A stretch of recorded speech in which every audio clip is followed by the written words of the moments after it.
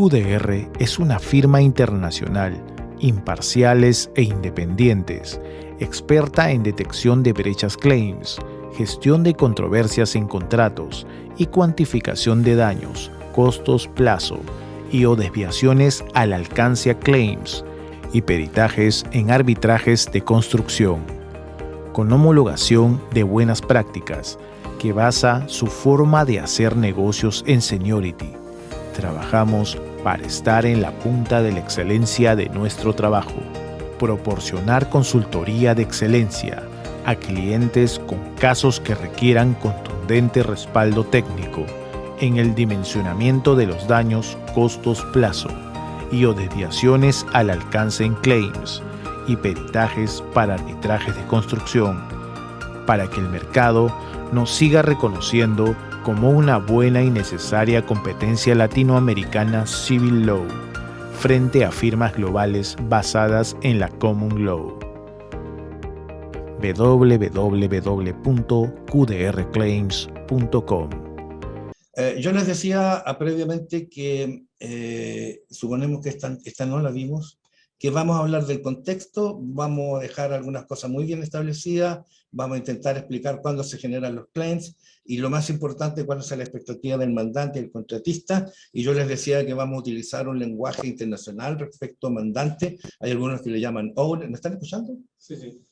Hay algunos que le llaman owner, otros que le llaman cliente, otros que le llaman contratante, otros que le llaman, se me olvidan toda la cantidad de nombres, entidad, y el contratista, que es el que ejecuta. Vamos a hacer una pequeña definición de lo que son los claims, los peritajes, y lo más importante, creo yo, es que vamos a ver cómo es que la ingeniería de claims está inserta dentro de la ingeniería de costos y cómo es efectivo que la ingeniería de costos forma parte de la ingeniería. Y vamos a ver cuáles son las prácticas más comunes a los analistas y a los ingenieros de claims para terminar en la cuantificación, explicar qué es lo que es una cuantificación, tanto a claims, que es las mismas para claim y peritaje, con la diferencia que la cuantificación de daño y peritaje tiene un tercer proceso que se llama absolución de la contraparte. Los profesionales que tienen una buena comprensión de lo que son los temas claims son bastante, digamos, apetecidos en el campo de los contratos de la construcción. Porque hay muchos, como les reiteraba, que se dicen conocedores porque conocen el contrato, conocen el contrato al dedillo, y eso es suficiente. No, mi amigo, falta un camino por recorrer que se llama aplicar, analizar, sintetizar y evaluar. Recién cuando se hace todo ese camino, recién puede ser, digamos, considerado un analista senior o un analista serio de los claims.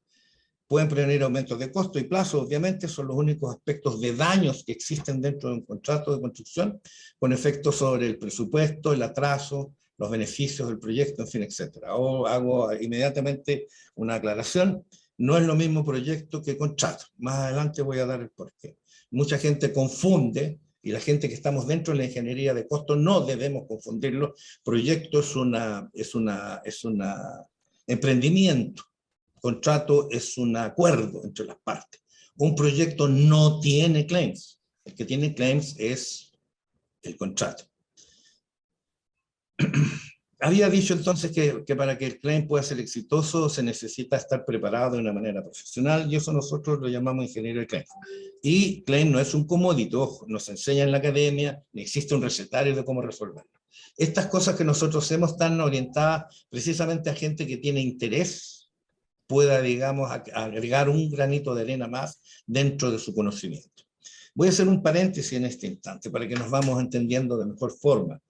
Existe lo que un alemán, señor alemán, Blum, creo que se llama el apellido, hace varios años dejó plasmado como el continuo cognitivo.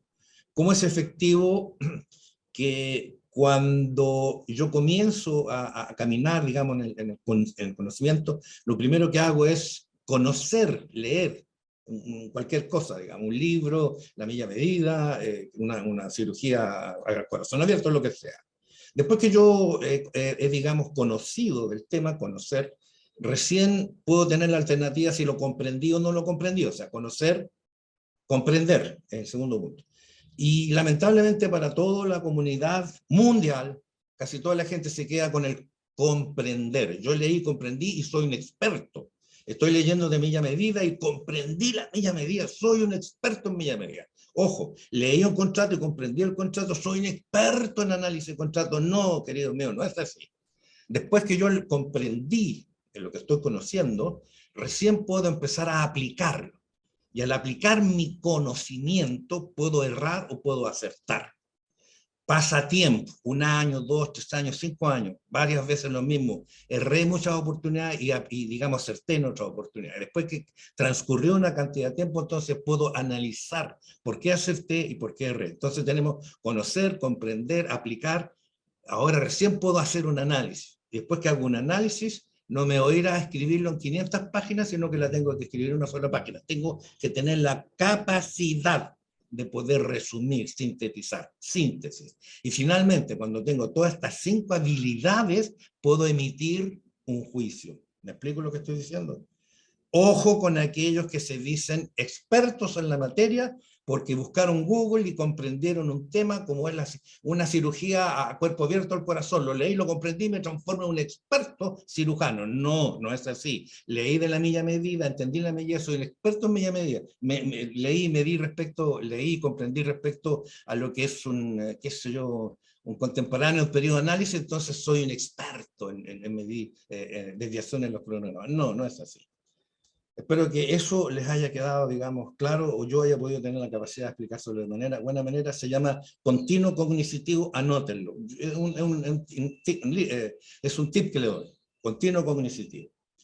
Aún estando en el estado de la ingeniería de licitación, y esta sea de detalle, o sea, puede tener hasta un 10% de desviación, ojo, uno solo los antecedentes que el contratista entienda que está desviado y puede levantar un claim. Y lo que todos sabemos es que durante el ciclo de vida la mayoría de los contratos de construcción en cualquier momento vivirán diferencias de opinión, desacuerdos, controversias, conflictos de numerosos tipos y frecuentemente claims. Bien, aquí está parte de lo que yo hablaba, ¿no? Contexto, proyectos, contratos, claims, peritajes.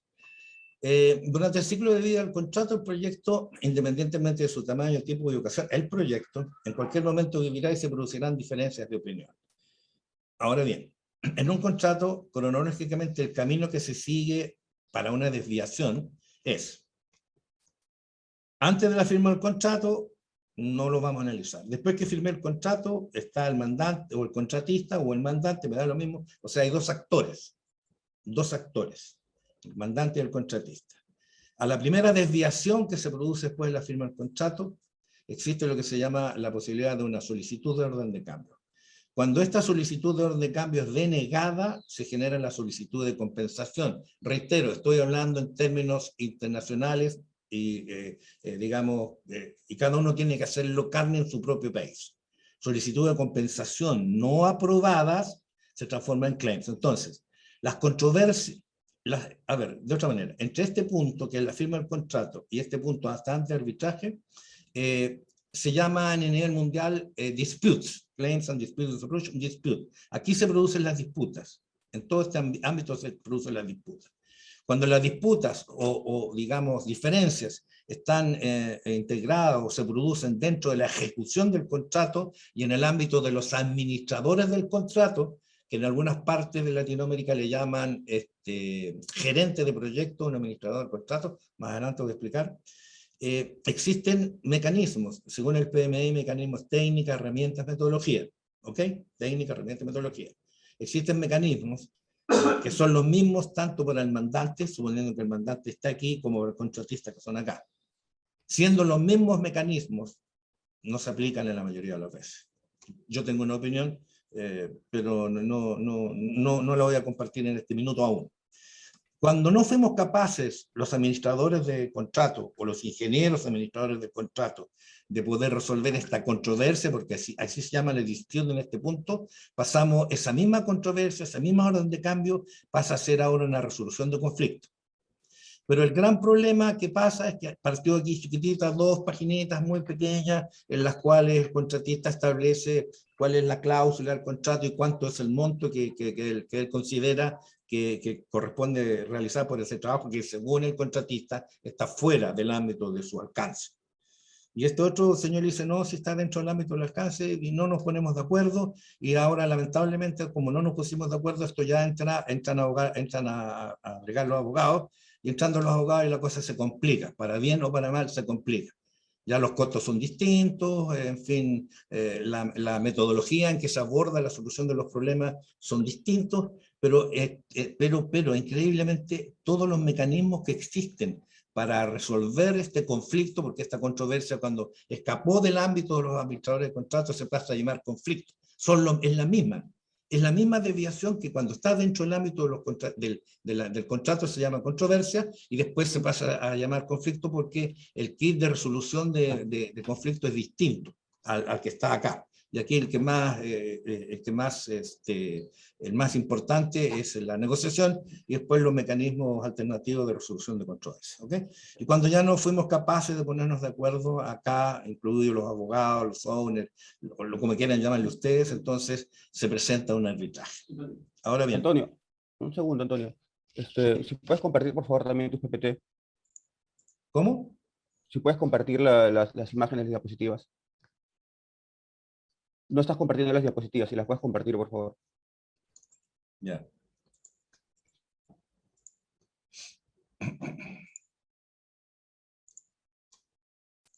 ¿Ahora? Claro, ahora sí. Ya.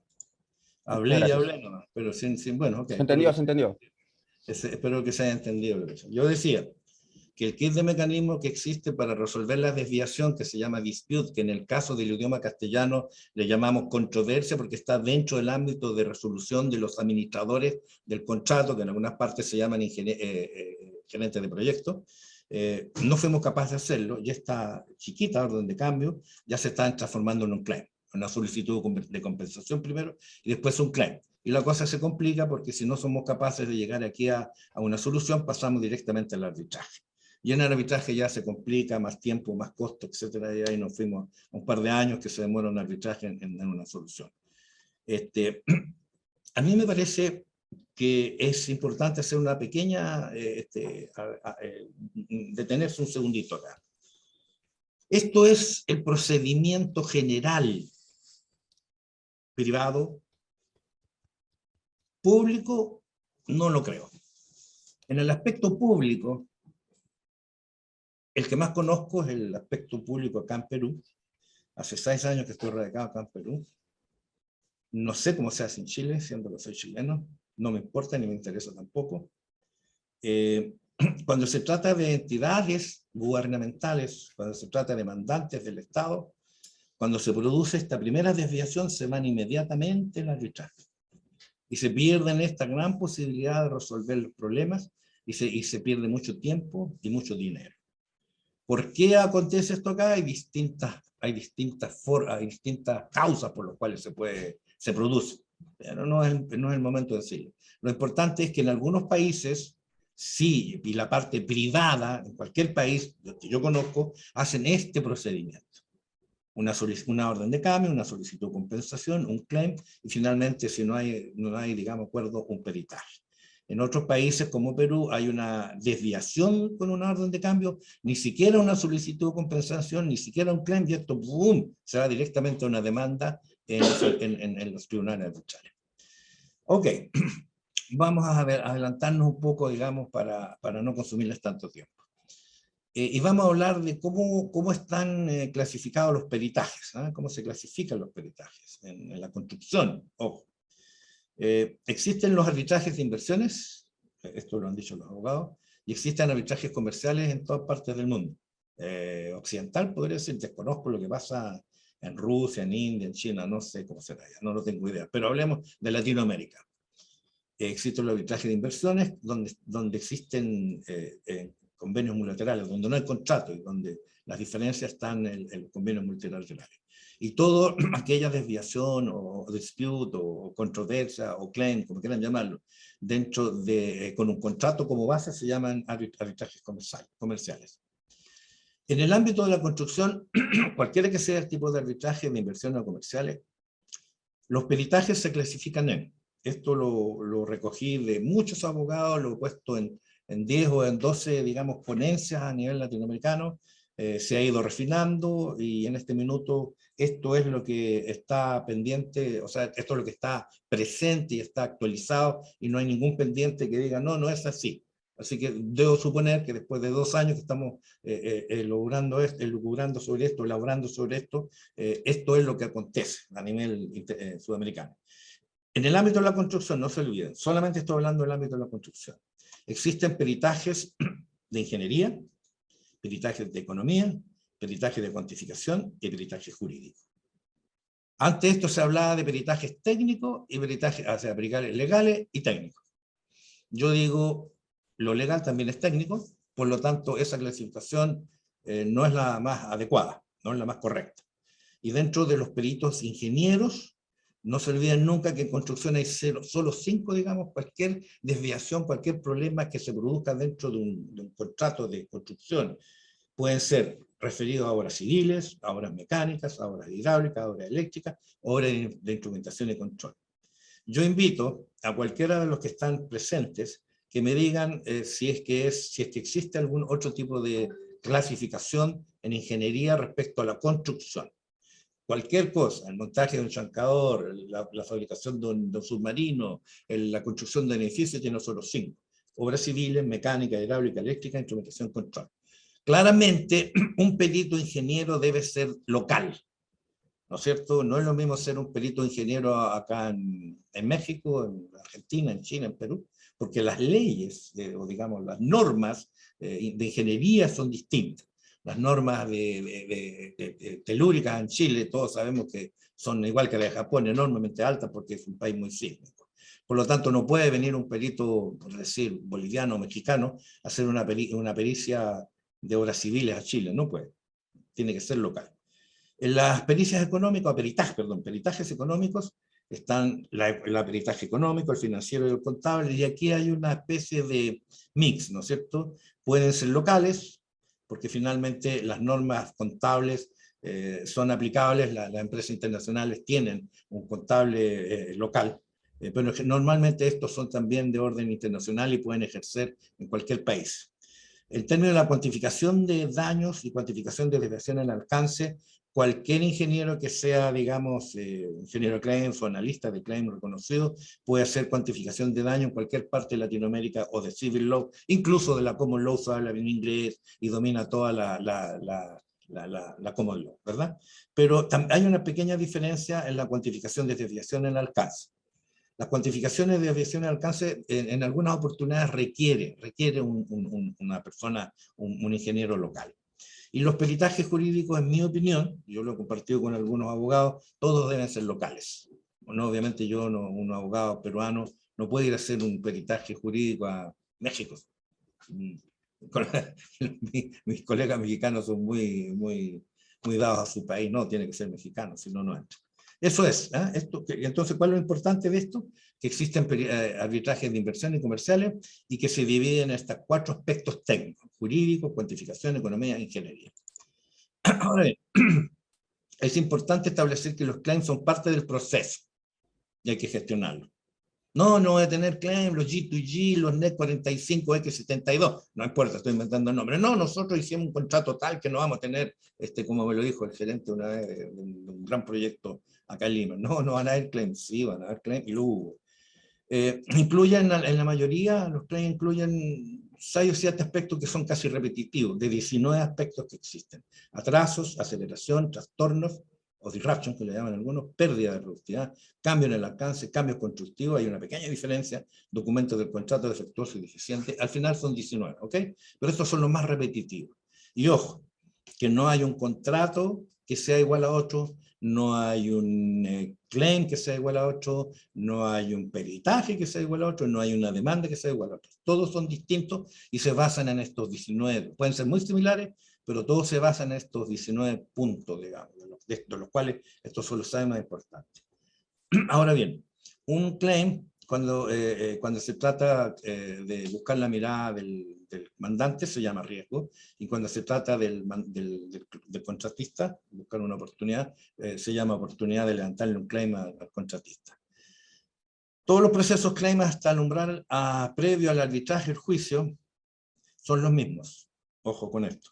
Todos los procesos claims, hasta el umbral del arbitraje, son los mismos. Tienen el mismo, eminentemente técnico, camino técnico y administrativo. Son los mismos, no hay diferencia. Y todos los procesos claims subsecuentes pertenecen al campo del derecho con el debido soporte de la ingeniería o del ingeniero. Esto, como ustedes se van a quedar con esta slide, por favor, analícela y examínenla con mucho detenimiento, Hay cosas muy importantes que están insertas en esto. Ahora bien, muchas veces, hasta hace 2 años o 3 años atrás, y cuando yo comencé, imagínense, pues, hace 40 años atrás, poco más, los mandantes querían meter la mano al bolsillo, decían que estábamos ganando mucho dinero, y nos daban trabajo porque nosotros, en fin, eran buenas personas, y nada más que eso. ¿Qué quiero decir con esto? Quiero decir que cada uno está haciendo su propio trabajo. El mandante tiene claro que va a analizar todas las propuestas que le lleguen, los oferentes, y va a elegir la que más le convenga. Y entonces el contratista estuvo de acuerdo, aceptó y firmaron un contrato. Pero previo a eso, satisfacer la expectativa respecto al valor del contrato es donde se localiza la mayor tensión del contrato. ¿Cuánto quiero pagar? ¿Cuánto quiero cobrar? Nosotros, los contratistas, decíamos, ¿cuánto dejamos en la mesa? ¿No? Si hay contratistas, se van a reír conmigo. Claro, ¿cuánto dejamos en la mesa? Y hay algunos, gente de operaciones como yo, que trabajé tantos años en terreno, que decíamos y peleábamos con la gente de estudio de propuesta. Claro, le decíamos, hacer y adjudicarse un contrato no cuesta nada, pues si hay que tirar la pipa para abajo, estoy hablando en chileno. Y después somos nosotros los que tenemos que hacer la pega, ya, en el fondo. Adjudicarse un trabajo cuesta casi nada. Ejecutar el trabajo cuando está mal asignado es un parto. Y ahí es donde existe, digamos, una mayor cantidad de riesgos respecto de claims. Está muy claro que el mandante, cuando adjudica un contrato bajo el promedio y no hay una metodología constructiva que sea caída del cielo, distinta, diferente, está absolutamente claro que van a haber desviaciones y está absolutamente claro que van a haber claims. Eso sáquenselo de la cabeza. El contratista no es una entidad de beneficencia. El contratista es un negocio por el cual quiere optar a utilidades. Y si tiene pérdida, va a hacer todo lo posible por intentar recuperarla. Ambas partes quieren maximizar sus costos, todo lo contrario, quieren minimizar sus costos y maximizar sus beneficios. Un poco de productividad pura, hacer más con menos, en fin, reducir tiempos muertos, reproceso. El mandante sabe, quiere pagarlo menos y quiere cobrarlo más. El contratista sabe, quiere hacerlo menos y cobrarlo más. Entonces, ambas partes están haciendo su trabajo, cada uno defiende sus intereses y eso es completamente ético, honorable y correcto. Si partimos con una base distinta a esta, vamos a tener más desviaciones dentro del contrato. Una slide en blanco. ¿Qué es lo que es un claim? Un claim es el requerimiento de una compensación económica adicional por trabajos que se consideran no incluidos en el contrato, que se consideran, ojo, que se consideran no incluidos en nuestro contrato, o ampliación de plazos de ejecución para la finalización de los trabajos, o que ha hecho o que se cree haberlo hecho. Ojo, mira las condicionantes. Que se consideran, que se ha hecho o que se cree haberlo hecho. Por lo tanto, y esta es una muy buena definición que nos demoró bastante en poder sintetizarla. Después de varios años llegamos a la conclusión que esta es la mejor definición de claim, que se ha hecho o que se cree haberlo hecho. Entonces, por eso no se pueden poner de acuerdo los ingenieros administradores del contrato durante la ejecución del contrato. Ahora bien, un peritaje de parte, a diferencia del claim, desde el punto de vista procesal, ya les dije de proceso, y ya les acabo de decir que hay una diferencia que se llama la absolución de la contraparte. Pero desde el punto de vista de la definición formal, es un informe estructurado que presenta neutra y objetivamente el daño reclamado, para facilitar la comprensión de cualquier persona ajena a la materia que aporta valor y claridad al árbitro, al juez, a las partes de los contratos, de los proyectos de construcción, y que sirve como prueba pericial ante un tribunal. Yo molesto a mis queridos amigos del derecho cuando le digo, mira, nosotros los ingenieros tenemos que hacer una redacción tal que hasta ustedes los abogados lo entiendan. y se ríen en realidad. Y claro, no estoy haciendo un chiste ni nada, digamos, hay muchos peritos, hombres de claims, que se fascinan, se nudilan escribiendo en léxico técnico. ¡Qué rico! ¡Ay, estoy escribiendo rico! No, mi amigo. En un peritaje o en un claim, la lectura tiene que ser lo más simple posible, que sea lo más amena, que sea entendible por cualquier persona que llegue, digamos, a leer el informe. Cualquier persona tiene que ser capaz de leerlo y comprenderlo. La ingeniería. ¿Se acuerdan que le dije que íbamos a hablar de ingeniería de costo y de ingeniería de claims? La ingeniería. No sé cómo vamos la hora. Oh, ya, 7 minutos. La ingeniería es la aplicación del conocimiento científico con la creatividad y experiencia para resolver problemas en el mundo real. Chao. Con procesos basados en fundamentos científicos y por aplicación probada. Pero es en el mundo real. Dentro de la ingeniería existe un campo que se llama la ingeniería de costos. Yo me recuerdo cuando estudiaba en la universidad, van a decir ustedes, hace años, claro, hace muchos años. Ni conocíamos la ingeniería de costos. Yo diría que entré en la universidad en el año 64, más o menos, imagínense. Ni se hablaba de ingeniería de costos. Recién vine a entender la ingeniería de costos después, hará unos 20 años atrás. La ingeniería de costos es el campo de la ingeniería destinada a la aplicación de principios, técnicas científicas a problemas de estimación, control de costos, planificación empresarial, ciencias de la gestión, análisis de rentabilidad, gestión de proyectos, planificación y programación. Y este humilde servidor le pidió a la ACE hace como 3 años que incluyeran ingeniería de claim. O sea, que dentro del campo de la ingeniería, dentro de la ingeniería de costos se incluyera claim. Más adelante ustedes van a ver que sí, poco a poco la ACE está recogiendo, digamos, los claims, y de hecho, voy a vender un poquito la ACE, que es, digamos, mi amante, digamos. La ACE, la Asociación Americana de Control de Ingeniería de Costos, cambió el nombre, pero no me acuerdo. La ACE tiene dentro de sus cosas, dentro de sus entregables, lo que se llama las prácticas recomendadas. Tiene más de 100 prácticas recomendadas, de las cuales hay 3 que están destinadas exclusivamente a problemas, a claims. La práctica recomendada 25, que habla de pérdidas de productividad en la mano de obra de los contratos de construcción, y la número 29, que habla de forensic skilled análisis forense de cronogramas. Es la más pesada de todas las prácticas recomendadas, la 29, son 139 páginas, que me costó un año traducirla. Yo soy un buen traductor, pero me costó mucho. Y también la 45, pero ya ni me acuerdo cómo se llama la 25. Bien, la ingeniería de costo, el campo de la ingeniería destinada a la persona, y nosotros estamos pidiendo que se incluya la palabra claims. ¿Y qué es lo que es la ingeniería de claims? Miren, una cosa chiquitita, el subcampo de la ingeniería de costos es un subcampo de la ingeniería de costos que está destinada a la aplicación de técnicas, herramientas y metodologías, o sea, mecanismos, para la recuperación de daños, costos, plazos. Me detengo aquí un segundito. Un contrato de construcción tiene daños solo costos y plazos. No hay otro tipo de daño. Cualquier daño que exista se traduce a costos, normalmente pérdida de productividad, y plazos. Normalmente impactan la ruta crítica. Y también a la asignación de responsabilidades por las desviaciones excusables o compensables de los contratos. Vamos a hablar de la diferencia entre excusable y compensable en un segundo. El ingeniero de claim es un profesional cuyo conocimiento, juicio y experiencia, y estoy yendo rápido porque quiero cumplir los 55 minutos. Un profesional cuyo conocimiento, juicio y experiencia se utilizan en la aplicación de técnicas, herramientas y metodologías. Se usa harto técnica, herramienta y metodología. Entonces les doy una tarea. ¿Qué es lo que es una técnica? ¿Qué es lo que es una herramienta? ¿Y qué es una metodología? Y la distinción entre ambas. Si quieren anotar, de verdad, si quieren anotar, este es un muy buen aporte el que les estoy dando.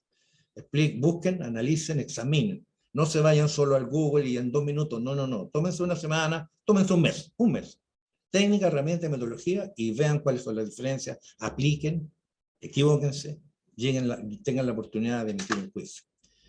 Mecanismos a la recuperación de daños, costos, plazos, y la asignación de responsabilidades por las deducciones excusables y compensables, la vamos a ver un ratito más.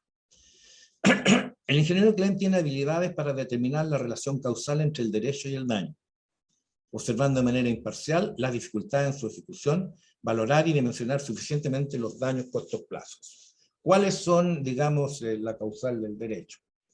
Algunos le llaman excusabilidad y compensabilidad, otros le llaman la causalidad del derecho. Son lo mismo. Es buscar, primero, si ustedes quieren lo anotan, porque esto es clarísimo, muy clave, muy importante. No recuerdo haberlo dejado en la slide, es un error en ese caso, lo voy a dejarlo para la próxima. Lo primero que tiene que hacer un analista de claims es verificar que existan registros. Lo hablado se lo lleva al viento, no existe como prueba. La prueba tiene que existir un registro, tiene que ser contemporáneo, es decir, tiene que haberse, esa prueba tiene que haberse generado en el instante que se produjo la desviación, hace 2, 3, 5 años, no importa cuánto. Y lo más importante y lo más escabroso es que sea trazable. Entonces, cuando nosotros nos sentamos, y esto va para ti, colega, amigo del abogado que hablamos al principio, no me acuerdo tu nombre, lo primero que nosotros hacemos cuando llegamos a un cliente, le decimos, no diga el precio, ya, pero no, Antonio, tienes que recuperar 100 millones de dólares, no, ya me lo dijeron. ¿Y cuáles son las actividades impactadas? Mira, todas estas son las actividades que han sido afectadas. No, las actividades no son afectadas. Los seres humanos nos afectamos, las actividades impactan, viejo. Ok, y me dan un listado de 20 actividades que han impactado el contrato. Entonces nosotros decimos, ya, perfecto, no te vamos a decir sí, no te vamos a decir no. Simplemente vamos a hacer lo siguiente. Vamos a conocer y comprender el contrato. Ojo, conocer y comprender el contrato. Y todo lo que significa el contrato, vale decir, todos los documentos que se generaron durante la elaboración del contrato, etc. Y después que conozcamos y comprendamos muy bien el contrato, y le vamos a hacer 20 preguntas a ustedes para que nos aclaren, vamos a conocer y comprender la desviación por la cual nos están pidiendo nuestra consultoría. Conocer y comprender. Y en eso, colegas queridos, pasan 2 meses, 1 mes, tranquilamente. Entonces, emitir un juicio como perito o como claim no es una cosa de 1 semana ni de 10 días. Ojo con quienes le ofrezcan esas soluciones, porque son soluciones que no van a tener el sustento de las posibilidades, de la compensabilidad, de la valorización, etc. Nosotros hacemos un barrido de las 20 actividades que nos entregaron. Y le hacemos la prueba de la prueba, la prueba de la blancura de la prueba. ¿Es un registro? ¿Es trazable? O sea, ¿es contemporáneo? ¿Es trazable? Sí, bien. ¿Existe un registro? No, fuera. ¿Existe un registro? Sí. ¿Es contemporáneo? No, fuera. ¿Existe un registro? ¿Es contemporáneo? ¿Es trazable? No, no es prueba. Entonces, de los 20, nos quedamos con 6 o 7, normalmente.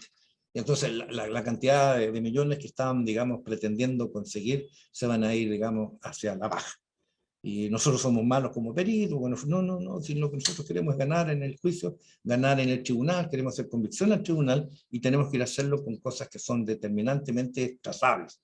Si no, vamos a desacreditarnos y creo que la otra parte tiene muy claro cuáles son nuestras debilidades. Bueno, y es lo que he dicho varias veces al cansancio, no es suficiente conocer el contrato hasta el dedillo, es imprescindible. Saber establecer claramente la relación causal entre los derechos y digamos, identificado y definido con los daños a ser resarcidos en términos de plazo y costo. Volvemos plazo y costo. Definir el mecanismo que permita valorar o valorizar debida y suficientemente el total de los daños excusables y compensables. Un daño puede ser excusable. El artículo 32 del contrato establecía de que el mandante iba a entregar el terreno para la actividad de montaje el día 10 de enero y lo entregó el día 30 de enero. Hay 20 días de diferencia. Ok. ¿Es excusable la primera investigación que nosotros hacemos? ¿Son excusables esos 10 días? Claro, por supuesto que es excusable, pero, ¿y por qué lo dice el artículo, lo dice el cláusula 32? Pero hay que hacer todo un ritual respecto a si es compensable o no es compensable. Si después de ese análisis riguroso de que la compensabilidad no ha sido, digamos, efectuada por el mandante, entonces podemos decir que esos 10 días son excusables y compensables. Entonces, desde ahí, que eso se llama el sustento, lo voy a ver más adelante, de ahí recién el analista de claims o el ingeniero de claims pasa a ver cuál es el mecanismo por el cual va, cuál es el mecanismo perdón, por el cual va a valorizar esa compensabilidad. Definir el mecanismo que permita valorar y ofrecer una solución mutuamente beneficiosa entre las partes de un contrato. Gracias. Bien. vamos ya entrando, aquí nos vamos a detener un poquitito. ¿Cuáles son las fases? ¿Cuáles son las fases del modelo? Tenemos un modelo con las fases de la cuantificación de daños. El modelo que decidimos dejar a la vista de ustedes habla de 4 pasos y se está refiriendo a claims. Habla de examen de documentos relevantes, cuando yo les decía que nos demoramos un mes tranquilamente, un poquito más de un mes, en conocer y comprender el contrato, en conocer y comprender las desviaciones, antes del análisis. Comenzamos después del examen de los documentos relevantes y de habernos reunido con el cliente, en fin, cada perito tiene su propia metodología. Comenzamos ya de lleno en el análisis, y la primera parte del análisis es sustentar los daños. Y sustentar los daños no es otra cosa que buscar la excusabilidad y la compensabilidad del daño o de la desviación que estamos buscando. Posteriormente, cuando resulta ser compensable, vamos a valorizar los daños. Y para valorizar los daños tenemos que explicar cómo lo vamos a hacer y mostrar cómo lo vamos a hacer. Y finalmente, y 4x4, 16, y 16x10, 160, o sea, muy detallado, muy claro, ninguna posibilidad de duda. Y finalmente, entonces, desde ahí, hacer el informe de la cuantificación de daño. Eso es en general. La única diferencia que existe con un peritaje es que existe otro proceso que se llama análisis de la contraparte o responder al peritaje contradictorio. Tiene distintos nombres, pero en síntesis, cuando yo estoy valorizando los daños, cuando estoy cuantificando, la cuantificación es la suma del sustento más la valorización. Cuando yo estoy cuantificando los daños van a ser exactamente los mismos, tanto para el claim como para el peritaje. Y ahí tenemos diferencias profundas con ciertos analistas que, digamos, están acostumbrados más bien a trabajar en un ambiente de no imparcialidad o de no sesgo, ¿me explico? El perito debe ser siempre imparcial, absolutamente imparcial, y la otra es imparcial y, Carlos, imparcial y, la otra ahí es, ya me acordaré. Sustentar daños más valorizar daños es la cuantificación del daño, que es la misma para el claim que para el peritaje. Algunas prácticas de los analistas de claim o ingenieros de claim. Seguimos procesos que han sido revisados y aceptados por la comunidad analítica más amplia o sometidas a un escrutinio por una parte desinteresada. Es decir, nosotros, como QDR, nos basamos en la AACE. Optamos por la AACE. Hay algunos que tienen y definen sus propios procesos, que no han sido aceptados o no han sido sometidos a escrutinio de una parte desinteresada y que normalmente están siendo tendenciosas a favorecer, digamos, a la parte que lo está contratando. Eso nosotros no lo aplicamos. Nosotros, los ingenieros de claims, los peritos, los analistas en general de claims, somos observadores imparciales. Y esto es una gran ventaja que la gente de los contratos no quiere entender, o el gerente, el CEO de la empresa no quiere entender y dice, no, pues yo tengo a mi gente de contrato, ¿por qué lo voy a contratar a usted? No tiene ni idea. Bueno, ok, no hay problema, hasta luego, gracias. Pero cuando estamos fuera del contrato podemos ver las cosas con mucho más claridad, muchísima claridad. Cuando yo estaba dentro del contrato, tampoco quería aceptar a gente que viniera a explicarnos cómo teníamos que hacer un claim, por supuesto. Y la tendencia es a ocultar los problemas, no mostrarlo, ocultarlo. Y eso es una gran, digamos, amenaza para el dueño. Existen owners, para que ustedes sepan, en el mandante, y existen owners en el contratista. Los owners del contratista están sufriendo una tremenda pérdida cuando no se permiten contratar a un experto independiente. El experto independiente va a ver las cosas que son debilidades del contrato. Y las debilidades de mi contrato son las fortalezas. O sea, la otra persona, la otra parte, en este caso, si soy contratista, el mandante va a tener muy clara cuáles son mis debilidades y ahí me va a atacar. Y si esa debilidad yo la estoy escondiendo, voy a fracasar, digamos, en la consecución de los recursos. También los analistas hemos desarrollado la capacidad de establecer de manera suficiente y neutra la responsabilidad entre las partes, y por lo tanto, los montos de los pagos que compensemos equitativamente a cada uno de ellos en la relación contractual en un menor plazo y mayores costos de transacción. ¿Sí? Si nosotros estamos viendo que en realidad los impactos en el contrato son, no sé, por poner 2,7 millones de dólares, no lo vamos a inflar. Hace muchos años que en el concierto internacional, escúchenme bien, muchos años, ya no existe la práctica de inflar claims. En mi época, cuando yo estaba en Codelco, hace varios años atrás, claramente nosotros recibíamos claims multiplicados por 3, pues. Incluso se hablaba del algoritmo 3. ¿Y qué es lo que decían nuestros queridos contratistas? No, pido 300, pero yo sé que me van a dar 100 y que me quedo contento. Con 100 me quedo contento. Y eso es una práctica horrible, pésima. Con eso no podemos llegar a un tribunal, porque el tribunal nos va a secreditar en forma inmediata. Y normalmente cuando existe una falta de crédito, hay problemas con ese analista. No va a poder seguir funcionando como, muy fácilmente no va a poder seguir funcionando como perito. Entonces, ya le había dicho que la cuantificación de daños es la suma de sustentar daños y valorizar daños. Y cuando se trata de un peritaje, de absolver el peritaje contradictorio. Tomé la palabra absolver porque hay muchos países latinoamericanos que la sustituyen por responder. Para mí son lo mismo, no lo sé. Los señores legales me podrán decir, Antonio, no es lo mismo. Y yo voy a decir, ok, ignorante, para mí absolver y responder es lo mismo. Y reconozco que en las partes legales soy ignorante. No tengo ningún problema en reconocer que las partes jurídicas soy ignorante. Pero de la misma forma le exijo a mis amigos del derecho que cuando se están metiendo en palabras técnicas de ingeniería, reconozcan que no lo conocen y son ignorantes. Somos en el mismo nivel. Aquí el abogado no está en una posición supra, ni nosotros en una posición baja. Estamos en el mismo nivel. Y por eso es que hemos creado la PEC. Ya hablaré de eso si alcanzo a tener tiempo. Absorber peritaje contradictorio. No es simple. Por si acaso no es simple. Y aquí ya cada uno tiene que tener sus propias habilidades para analizar, también bajo el paraguas del sustento de la excusabilidad y la compensabilidad, de poder hacer un screening al peritaje contradictorio y ver si tiene una metodología constructiva y si tiene una metodología, y ver si tiene una metodología, espérame un segundo, ya. Y ver si tiene una metodología, digamos, fuerte, robusta, que pueda ser reconocida por quien está haciendo la contradicción. Buscan la excusabilidad, lo he dicho 20 veces, y la compensabilidad otras 20 veces, de las desviaciones del contrato. Y ojo, por favor, ojo.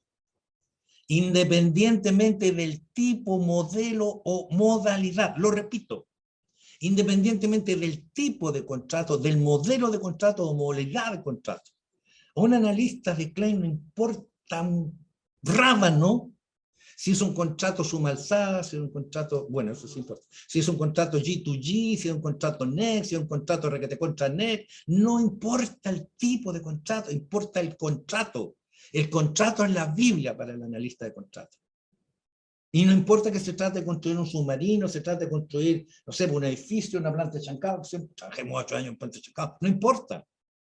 El analista de claims solamente le importa lo que dice el contrato. El contrato es la Biblia, no importa el tipo, el modelo o la modalidad. Ojo, por favor. Buscamos un analista, buscamos a un hombre de claim que sea experto en construcción de plantas de oxígeno.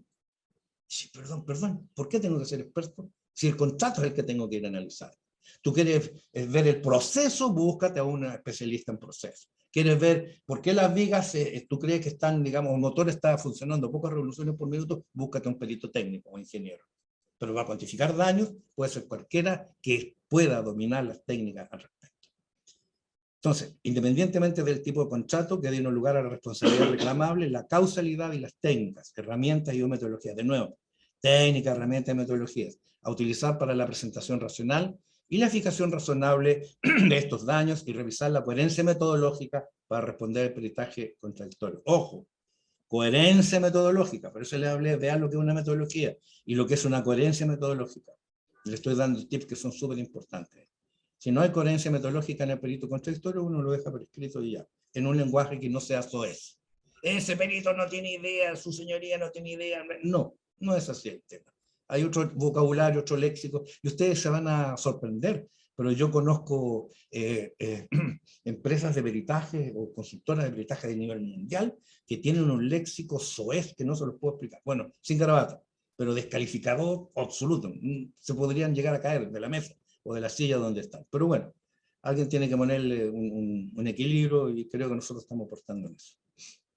Vamos al sustento de daños. ¿Se acuerdan de esta? Sustentar daños. Después valorizar, ¿verdad? Hemos leído ya todos los documentos del contrato y tenemos claro cuáles son las desviaciones y vamos a identificar y justificar desviaciones del contrato que pudieran impactar los costos plazos, para lo cual se aplican algunos mecanismos como, es decir, sustentar daños no es otra cosa que identificar y justificar las desviaciones del contrato. Es lo que les dije, ¿no? El mandante nos entrega 20 actividades, él ya tiene identificado cuáles son las desviaciones. Nosotros, después de haber leído en una semana, en un mes, digamos, vamos a ser capaces de ver en realidad la línea base documental, licitación, etcétera, prácticas recomendadas, posición del cliente. Esos son los mecanismos que nosotros utilizamos. La línea base documental, licitación, ejecución del contrato, organización y cronograma. Analizamos el contrato, analizamos la licitación, por si acaso hay algo anterior, vemos de nuevo, digamos, analizamos los documentos de la licitación, el contrato, vemos cuál es el organigrama y cuál es el cronograma, cómo está constituido. Vemos la WDS, si tiene consistencia, si no lo tiene. Después tomamos las prácticas recomendadas de la ACE, que son ad hoc, si es de plazo, será la 29, y si es, digamos, costos normalmente la 25, porque lo más que se da es que existe desviación por disruption. Y disruption no es otra cosa que desviación o impacto, no, interferencia en la metodología constructiva. Después, para revisar los daños, y estamos cerca de terminar, se cuantifican los costos de la materia que impactan costos plazo, para los cuales se aplican algunas técnicas como la siguiente: medición de la cantidad, estimación del costo, procedimientos legales de acuerdo al contrato, análisis forense, cronograma, la 29, milla medida dentro de la 25, juicio de expertos, entre otros, que es el más importante. Milla medida es la técnica más aceptada internacionalmente para medir desviaciones por disruption. Pero han habido algunos no ingenieros que se han dado la tupez de inventar algunas,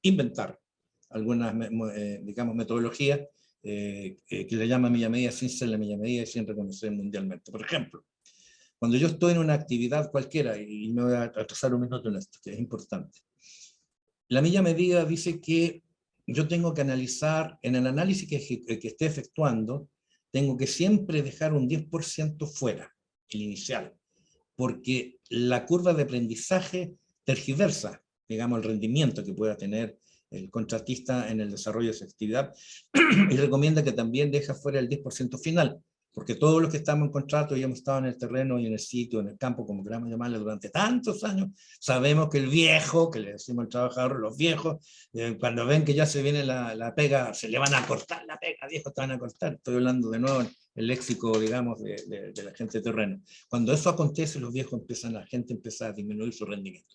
Entonces, por eso la gente que creó esta milla medida, que no son tontos, nos llevan varios años de anticipo a nosotros, dijeron: cuando usted haga la milla medida, deje el 10% fuera y deje el 10% final. Entonces hay algunos, no puedo decir colegas porque no son ingenieros, hay algunos profesionales que dicen: no, nosotros no estamos de acuerdo con eso, porque la actividad fue afectada desde el 0 hasta el 0. Eso no es correcto, no existe esa posibilidad. La milla medida, entonces, establece claramente que hay que dejar el 10% inicial y el 10% final. Si usted quiere hacer un análisis que tome en consideración el inicial y el final, búsquese otra, póngale otro nombre, diga: es la milla medida, qué sé yo, Pérez, Cajardo, Gutiérrez, lo que sea, pero no es una milla medida. ¿Me explico? Y creo que con esto ya estamos terminando. La cuantificación de daño consiste en analizar y evaluar la excusabilidad, la compensabilidad, ya vimos lo que era el tema de la valorización, y entonces el tercer proceso que se coloca, que se llama, ¿cómo le llamamos aquí? ¿Cómo fue que le puse? Contradictorio, ¿cómo se llama? De nuevo, se llama absolver el peritaje contradictorio. Ese es revisar la coherencia metodológica y método de cálculo de daños para responder el peritaje contradictorio. con los informes asociados. Y consiste, ya está dicho, ¿no es cierto? Y algunos de los mecanismos son los siguientes. Revisar la documentación, medición de la cantidad, estimación del costo, mejores prácticas, la gestión del contrato del PMBOK. PMBOK es extraordinario en el qué hacer, y el mundo tiene mucha gente que sabe qué hacer, pero no sabe cómo. Y las técnicas de análisis de cronograma de la base que saben y dicen cómo hacer. Por eso es que al final me incliné cuando entendí que las técnicas de análisis de cronograma explican cómo hacer un análisis o cómo hacer una evaluación, a diferencia de las mejores prácticas del contrato PMBOK, que nos explica qué hacer, pero no nos dice cómo. También tenemos los análisis de histogramas, los recursos económicos. Es decir, hay un montón de técnicas y herramientas, de las cuales yo puse la más importante aquí, para poder hacer el dimensionamiento de la contrapericia. Entonces, para terminar, la ingeniería de claim aplicada a claims y peritaje en arbitraje comerciales de construcción son. Tengamos claro que claim es un no commodity. No se enseña en la universidad, no está basada en la teoría, no está basada ni en la poca práctica. No existe un recetario de cómo resolverlo. En mi opinión, hay 19 posibilidades que hacerlo. La posibilidad de que un claim sea igual a otra es 19 factorial. Sinónimo de experiencia con fidelidad y precisión, que probados expertos realizan basada en buenas prácticas, con homologación internacional. No vengamos con metodologías inventadas ni con técnicas inventadas. Basado en el seniority, nosotros creemos que un profesional que tenga 30, 35.000, 40.000 horas hombre, está capacitado como para poder ser un hombre, un perito, 50, 60 años de edad. Antes tiene que hacer el camino recorrido entre lo que era aplicar, ¿se acuerdan? Y lo que era, digamos, la evaluación.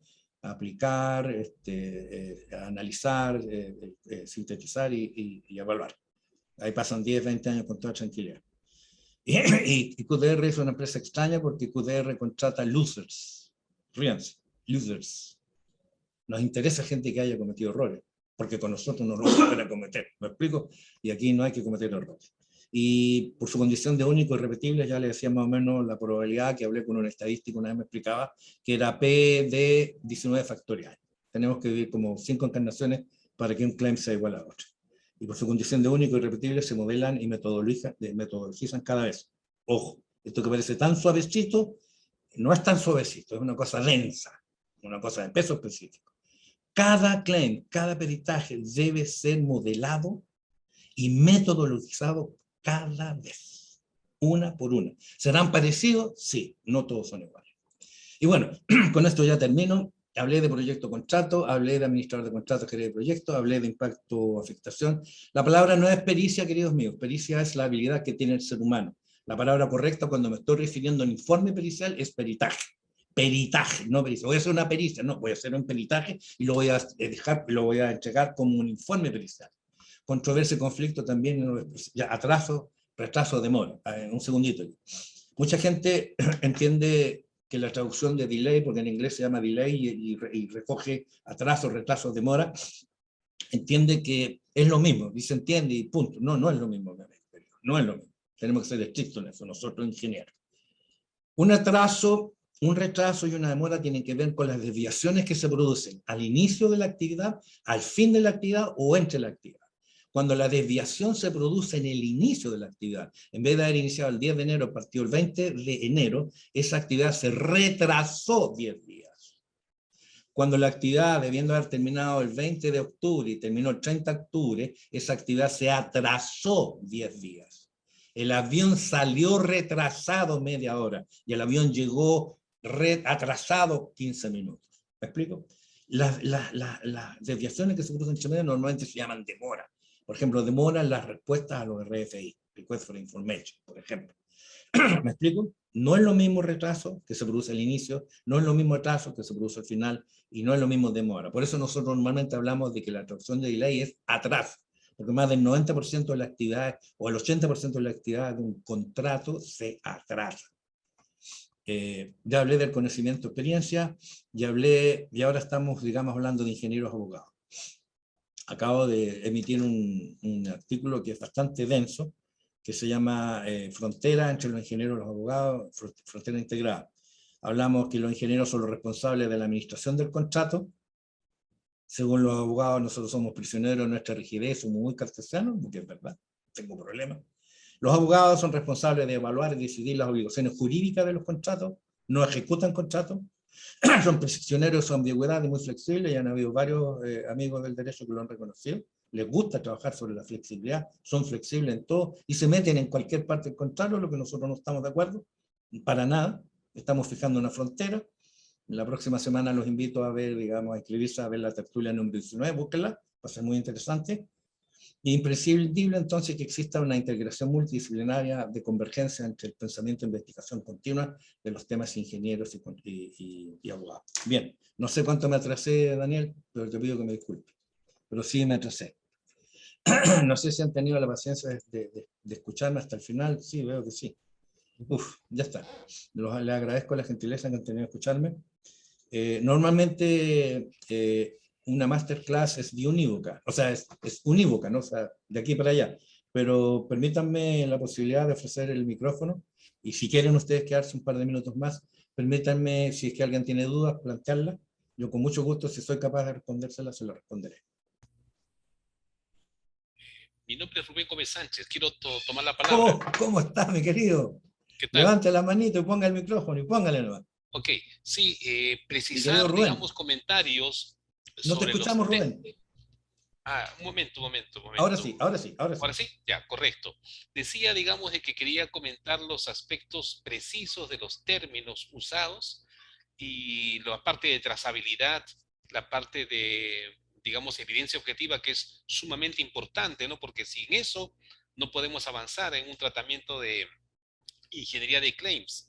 Entonces, solamente recomendar, estimado Antonio, de que este tipo de eventos que se hacen, pues realmente yo diría que son sumamente importantes para el tratamiento de los proyectos públicos y privados. Su alcance es sumamente interesante y felicitaciones por el tema. Gracias.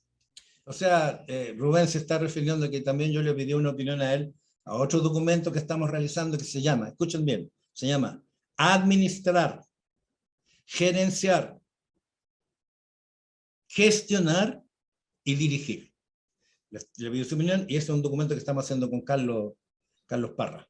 Está bastante avanzado, pero le vamos a pedir opiniones a bastante porque, y eso porque yo he escuchado muchas veces, no, yo he gestionado esto, no, yo gestiono las comunicaciones, y no tenemos claro lo que significa gestionar. Entonces, yo creo que de aquí a fin de enero vamos a emitir un documento que va a poder entregar claridad si es que alguien lo quiere tomar o no lo quiere tomar. Gracias por tus palabras, Rubén. ¿Alguien más, por favor?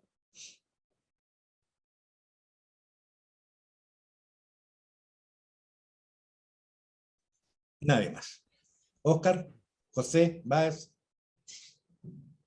Edwin, Camilo, Iber. Ok, podrían tener la gentileza de prender sus cámaras para tomar las fotos definitivas. Yo les agradezco enormemente la paciencia que han tenido. Y eso que recorté como en 5 o 6 láminas.